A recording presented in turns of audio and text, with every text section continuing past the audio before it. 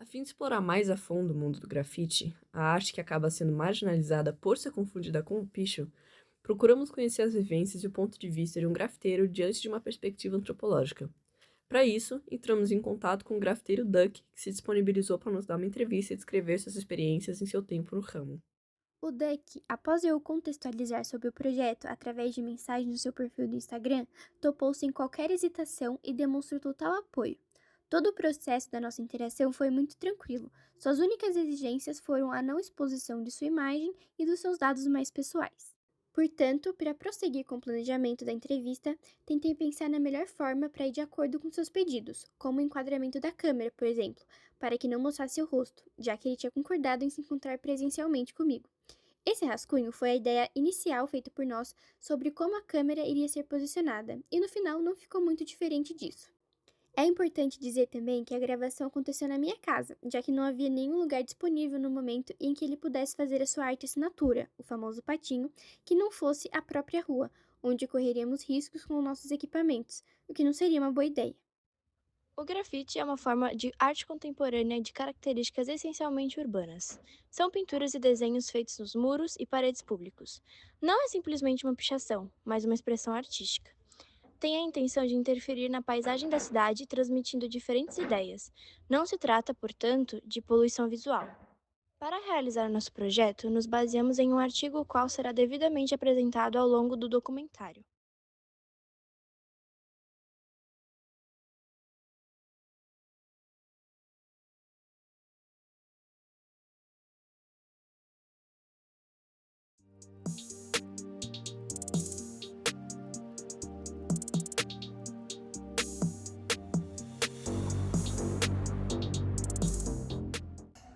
Eu sou conhecido como Duck, eu assino esse nome nas ruas. Eu tô chegando na casa dos 30 e minha profissão eu sou tatuador e grafiteiro. Na época da pandemia eu comecei a trabalhar mais com grafite e dei uma pausa na tatuagem e acabei indo nessa direção do grafite, profissionalmente, né? A arte, eu comecei a desenhar muito novo. Eu já tinha esse contato com a arte por conta da minha mãe. Ela sempre influenciou muito a questão de desenho para mim, meus irmãos. Todo mundo tinha esse contato com desenho. E aí quando eu fiz 17 anos de idade, eu comecei a grafitar nas ruas. Comecei na escola a fazer as assinaturas. E aí quando eu fiz uns 17 já estava trabalhando, comprei um material de grafite, fui na rua fazer alguns grafites. E eu acho que mais por conta de ver e ter curiosidade. Eu via os desenhos na rua e tinha curiosidade de como que é feito aquilo, como que o cara chega e pinta. Então, por curiosidade, eu peguei o material e fui buscar essa nova modalidade, né? Com 17 anos de idade. Não, na verdade eu já não morava mais com a minha mãe quando eu tinha 17, já morava sozinho. Eu não tinha mais tanto contato. Mas quando ela começou a ver as artes, ela começou a gostar muito. Ela sempre apoiou, sempre teve um olhar de ver isso como arte antes da gente entender de fato o que era o grafite, a cultura por trás e tudo que ela trazia, né, consigo. Tenho. Aqui do Taboão da Serra mesmo eu via muitos personagens do Enoch, que ele fazia uns bonequinhos emo, ele assinava Jesus Freak na época. E eu acho que o dele, ele e o Tico foram os primeiros que eu comecei a ver e notar uma semelhança entre um grafite e outro. O Tico ele sempre usa bandana. Então sempre que eu via aquele grafite com uma bananinha laranja, eu olhava e falava, pô, deve ser do mesmo cara. Eu comecei a incluir isso aí de um tempo pra cá, que eu percebi que o pessoal gostava de ter essa variação, né? Não ser sempre um carimbo, né? Então acho que foi isso. Quando eu comecei a ver algumas semelhanças entre um grafite e o outro, me deu essa curiosidade e esse entendimento de saber que era a mesma pessoa que fazia vários desenhos diferentes. Então quando você encontra essa identidade do artista, você começa a distinguir. Quando você passa rápido de carro, você bate o olho e fala, pô, era daquele cara. Né? Então, eu acho que esses foram os primeiros que eu comecei a reparar, porque eles já tinham uma identidade bem forte, né, deles. O Tico e o Enoch.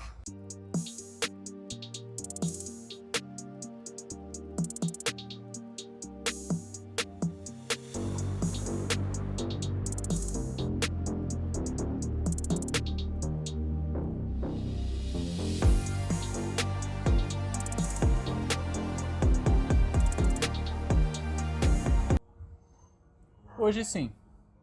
já foi tatuagem. A partir dos 20 anos eu comecei a trabalhar com tatuagem. Então foi minha fonte de renda até a época da pandemia. Então quando chegou ali na pandemia eu comecei a pegar mais trabalho comercial com grafite. Então de lá pra cá eu tenho ganhado mais grana com grafite do que tatuagem. Então hoje é a minha principal fonte de renda. No geral, o pessoal acaba conhecendo mais o personagem que eu pinto nas ruas do que os trabalhos comerciais. Quando eu falo trabalho comercial seria fachada de comércio, não sei, mural para escola, mural para prefeitura, algo assim. Então o pessoal acaba conhecendo mais o grafite na rua e aí me procura para fazer um trabalho. Então quando eles me procuram, no geral, o primeiro trabalho eu faço em casa, que seria esboçar o desenho, esboçar a arte. Após isso eu mando para o cliente, ele aprovando, a gente fecha material, tudo e já combina para começar a mão de obra ali, né, na parede mesmo. Eu acho que dificuldade, acho que a gente encontra para tirar a ideia que o cliente tem na cabeça, não tendo certos conhecimentos artísticos, e trazer isso para uma arte. Porque no caso, quando o cliente está com algo na mente, ele passar isso para mim, para eu criar, é um pouquinho difícil. A gente tem que primeiro ter esse contato com o cliente para distinguir o que ele está imaginando, o que ele está buscando com a arte em si. Então acho que esse processo é um pouquinho difícil, para quando de chegar no ponto exato que o cliente ser mais cirúrgico ali para distinguir o que ele precisa, o que o cliente necessita ali com aquele trabalho. Então acho que esse é um ponto um pouquinho difícil, mas que não chega a ser necessariamente algo, né, tipo, dificultoso. Mas eu acho que é um trabalhinho mais, um desafio, porque no caso não é uma imagem que está na minha mente e eu estou levando para o cliente, é uma imagem que está na mente do cliente, que eu tenho que fazer aquilo chegar no muro. Então esse é um processo um pouquinho mais trabalhoso, mais desafiador. No grafite teve muitos eventos que eu via que traziam artistas já nomeados, artistas famosos, e que quando eu comecei a grafitar por hobby, eu não imaginava estar nesses eventos. Então, quando eu recebia convites assim de certas pessoas que eu achava assim artisticamente muito grande, eu não esperava ter um contato ali com aquela pessoa. Quando ela me procurava para fazer algum tipo de trabalho, aí eu imagino que essas foram realizações assim que eram inesperadas. Para mim, trazendo o grafite como hobby, eu não imaginava estar ali. Sim, aí quando eu comecei a profissionalizar e comecei a ser visto e procurado pela minha arte, isso aí eu acho que foi algo muito realizador para mim, porque realmente quando eu comecei eu não imaginava ter certos contatos, né? Eu acho que é um pouquinho do que a gente conversou antes de começar, que seria o como que aquele grafite chega naquele local. Quando você vê na rua num muro baixinho, o cara pegou a tinta, fez.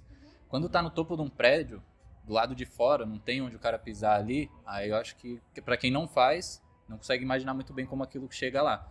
Então eu acho que isso aí, para quem tá de dentro, é muito natural, é muito espontâneo.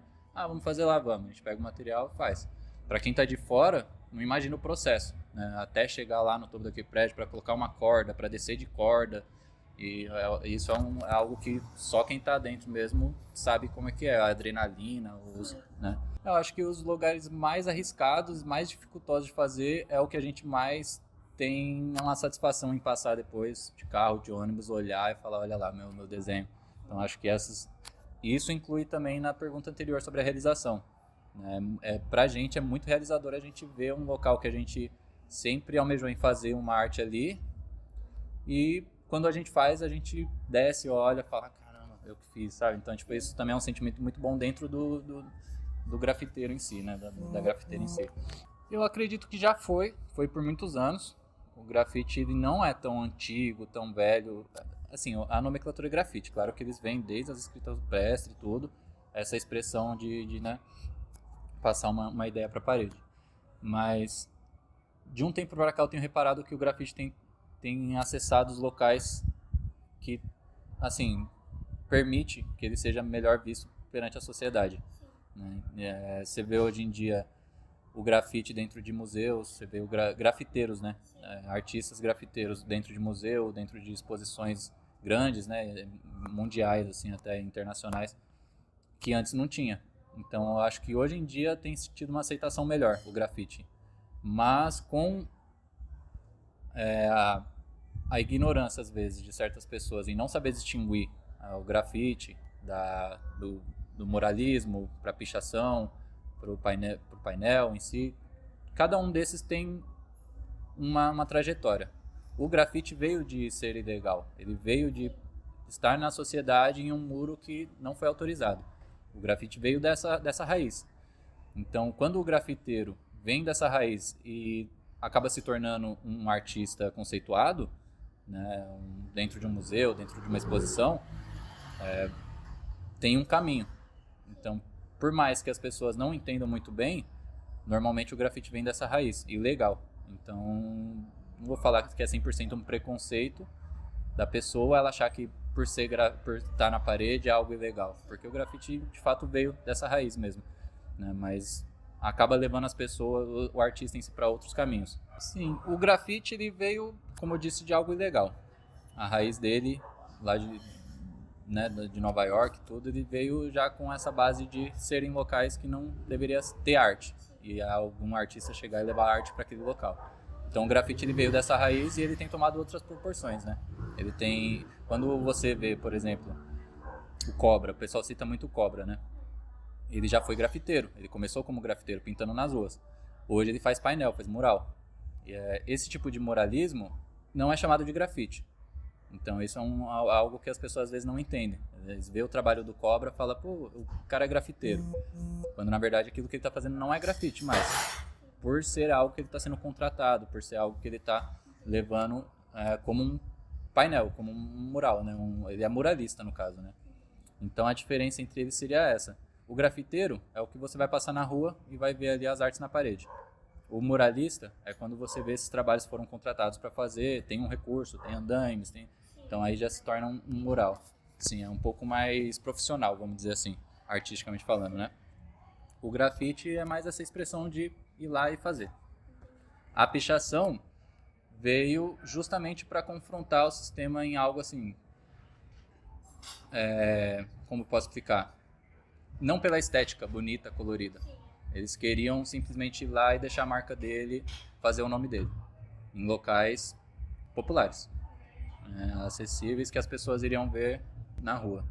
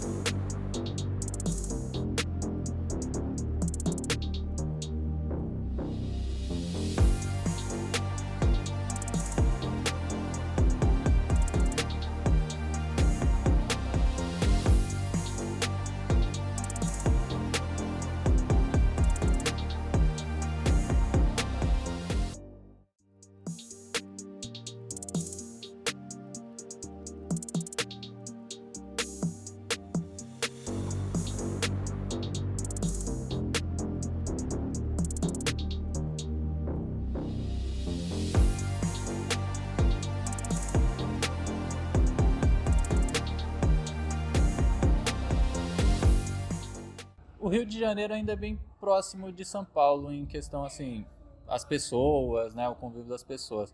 Então, nesse ponto, nem tanto, mas tem muito aquela energia de estar em outro lugar. Então, quando eu viajo, eu sempre tento levar algumas latinhas para deixar minha marca lá. E por estar em outro lugar, aquilo já parece um pouco mais empolgante. Por mais que seja um grafite ali num lugar que não vai ser tão visto, meio escondidinho, ainda assim é algo que me deixa bastante empolgado. Então, quando eu sempre tento postar assim minhas viagens e tudo, até por conta disso, porque é um momento que eu tô bem eufórico para pintar, para deixar minha marca. Então acho que a diferença entre São Paulo e Rio foi mais essa, foi mais a empolgação de estar em outro lugar pintando, sim. No Rio eu fui a trabalho, eu fui fazer um condomínio, uma quadra de condomínio, fiz um trabalho comercial e acabei arrumando mais 2 serviços lá. Então acabei estendendo um pouco mais do que eu deveria.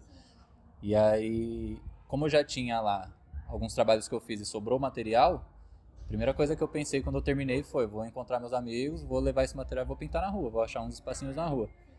Então, assim, dependendo do lugar, lá eu pintei dentro da Rocinha, por exemplo, que é uma favela bem barra pesada. Então, lá eu vi coisas que eu não vejo aqui, né? A energia lá é um pouquinho diferente nesse ponto. Mas eu acho que a recepção com o grafiteiro sempre é algo também que o pessoal tenta valorizar, tenta dar uma energia positiva. Então, mesmo que eu seja de outros locais, quando o pessoal conhece meu trabalho, vê ali a página, fala, pô, você que faz esse grafite, legal. Eles já têm uma recepção um pouco mais calorosa, sabe? Então, dependente do lugar que eu vou, assim, que eu viaje, eu acho que por estar levando a arte, eu já sou um pouquinho bem recebido. Artisticamente, quando eu comecei, eu fazia muito letra. Eu escrevia Duck, de vários jeitos e cores diferentes. E eu via que o pessoal gostava, mas era uma linguagem muito interna para o grafiteiro, para o pichador, para quem estava envolvido na cena. Então, quando eu recebia um elogio, que da hora o seu trabalho, era algo de dentro da cena. Quando eu comecei a fazer esse personagem, eu vi que quem estava fora da cena já se identificava um pouco mais, por entender. Acho que a letra o pessoal não entende tanto, então não dá tanta importância.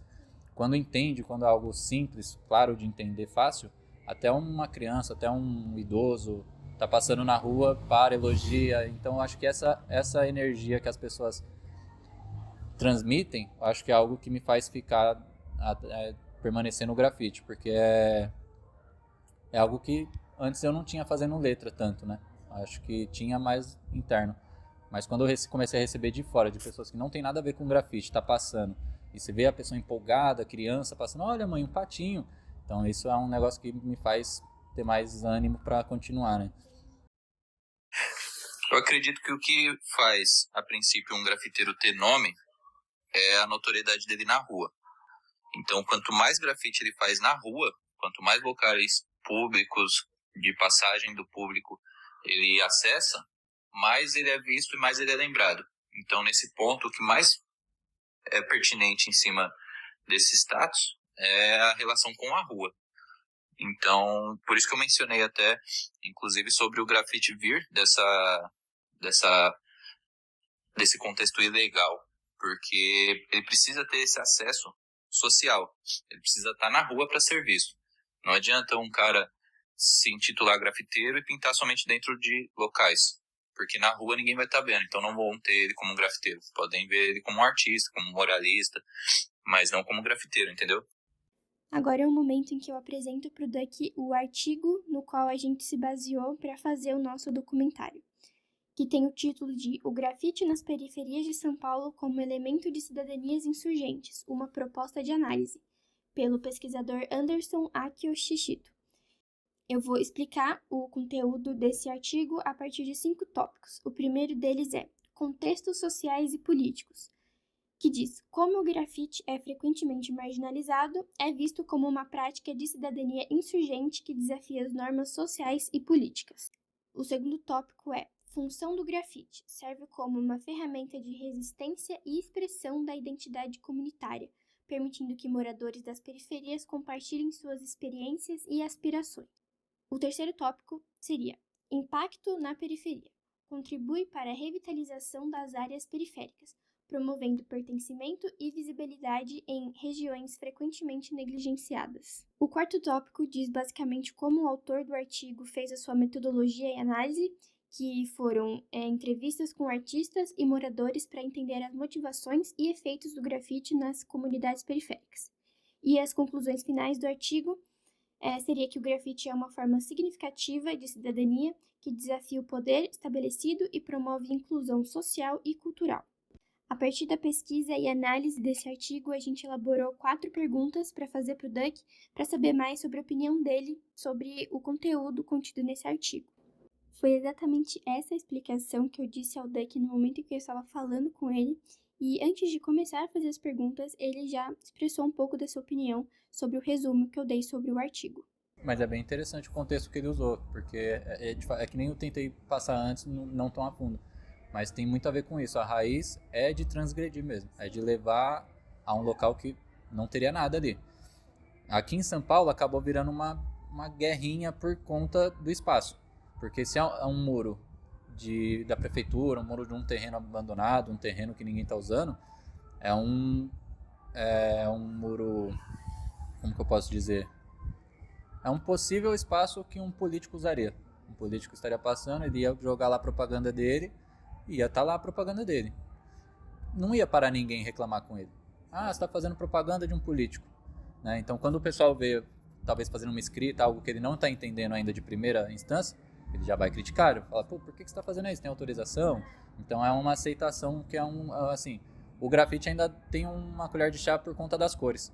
Então, quando o pessoal começa a ver cores, eles já começam a dar uma importância diferente. Mas quando chega um pichador e começa a fazer a letra só no preto, aí já arruma uma dor de cabeça.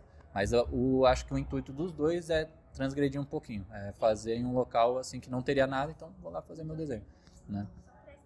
Ele colocou bem legal aí, porque tem a ver com isso. Porque realmente nas periferias é um espaço mais... O pessoal aceita mais. Porque, de fato, é um muro que a pessoa não ia gastar tinta. O pessoal não ia gastar dinheiro para pintar aquele muro. Ia ser um muro que ia ficar lá 10, 15 anos apodrecendo.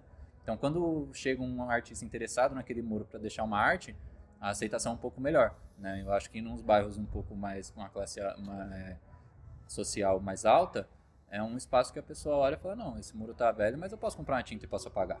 Posso pintar ele e revitalizar.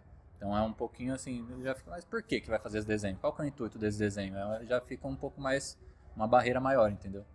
Na periferia já é um pouco mais aceito por isso. O pessoal já olha e fala, vai fazer um grafite? Pô, por favor, vai lá, né? Não quer nem saber o que é. Vai lá, faz aí. Eu acho que a questão periférica, às vezes as pessoas não têm tanto acesso à cultura, à arte. Não por não haver, porque existem museus, existem locais com entrada gratuita, com acesso fácil. Mas eu acho que a pessoa não está tão instruída a estar nesses locais. Então, quando um artista entra numa periferia e deixa sua arte, é um meio de criar essa ponte. É um meio de pegar uma criança que talvez não tivesse noção e deixar ela assistir o processo. E isso é muito importante. Então, sempre pode falar com qualquer grafiteiro de São Paulo que você vai ver ele falando a mesma coisa. Sempre que você está pintando nas ruas, é muito comum você ver crianças ao redor. Ô tio, deixa um sprayzinho para pintar minha bicicleta, deixa eu fazer meu nome, escreve meu nome. Então, assim, porque a criança está tão empolgada com aquilo, porque ela não tinha visto aquilo ainda. Então, quando ela vê, desperta um negocinho na mente dela que talvez leve ela a outro caminho. Né? É um caminho que ela não teria se ela não tivesse visto esse artista pintando. Então, acho que a importância de um grafiteiro entrar dentro de uma periferia e deixar a arte dele tem a ver com as pontes que ele pode estar criando ali com o público. Né? Eu acho que num local fora da periferia, talvez as pessoas não dê tanta essa importância e lá dentro eles deem. Né? Então, acho que a importância vem dessa questão, as pontes que se cria com aquele ato, né? Com aquele processo. Eu acho que tem que ser. Eu acho que, como eu disse anteriormente, o grafite tem essa raiz de ser em locais públicos, né? De estar levando a arte a algum lugar que, se não fosse aquele grafiteiro, não teria nada.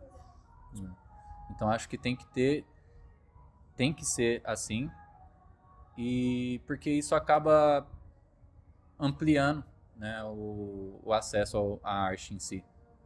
Até uma criança periférica conhecer um artista famoso, um cara que faz quadros e tá lá na Califórnia, tá lá em Paris, até ele conhecer isso, é um caminho muito longo, se não ele ter o primeiro contato vendo um grafiteiro fazendo, né, um desenho no muro. Eu concordo, porque se você for reparar, os nomes, não só falando de grafite agora, incluindo a pichação nesse meio, se você for reparar nos nomes das pichações, normalmente é o nome de um grupo, é o nome de uma pessoa. Aquilo é uma necessidade que a pessoa tem de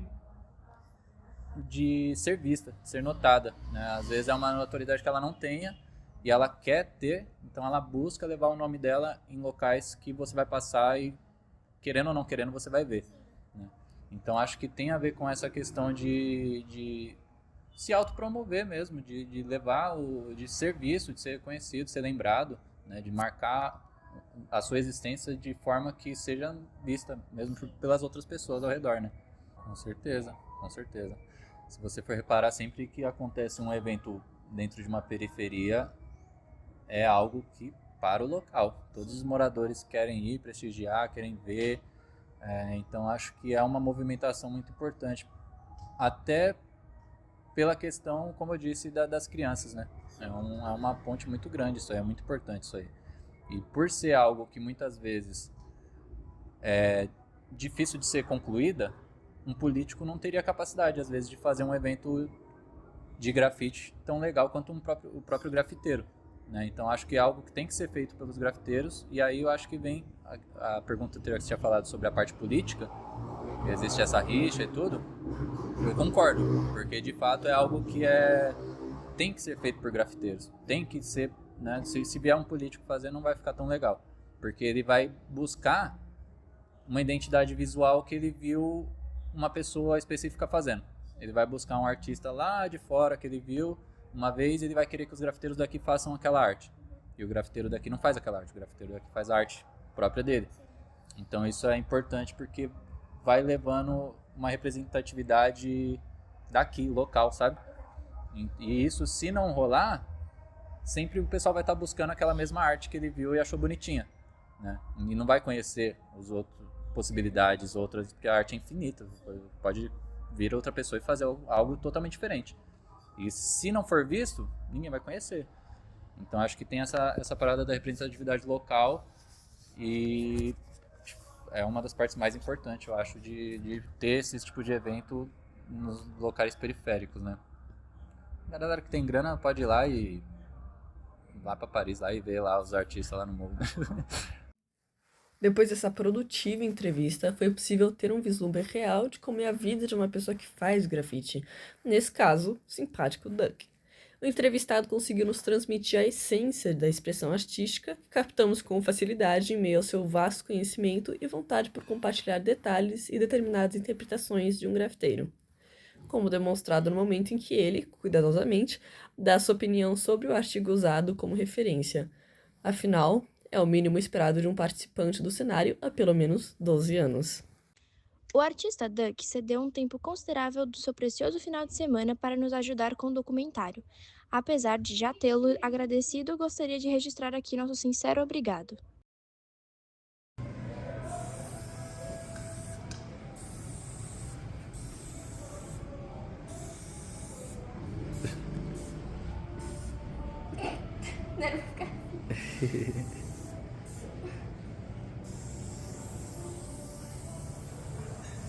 Esse é o corpo dela.